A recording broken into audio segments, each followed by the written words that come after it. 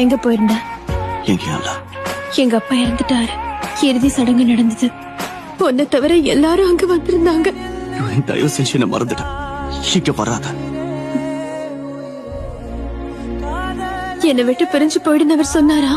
நான் பாதுகாப்பா இருக்கிறதுக்காக உன்கிட்ட சத்தியம் வாங்கினாரா? நிறைய பேருக்கு பாதிப்பு வரலாம், அதுல உனக்கு நெருக்கமானவங்களும் இருக்கலாம்.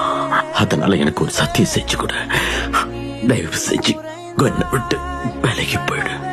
சத்தியம் பண்ணி கொடுப்பாங்க.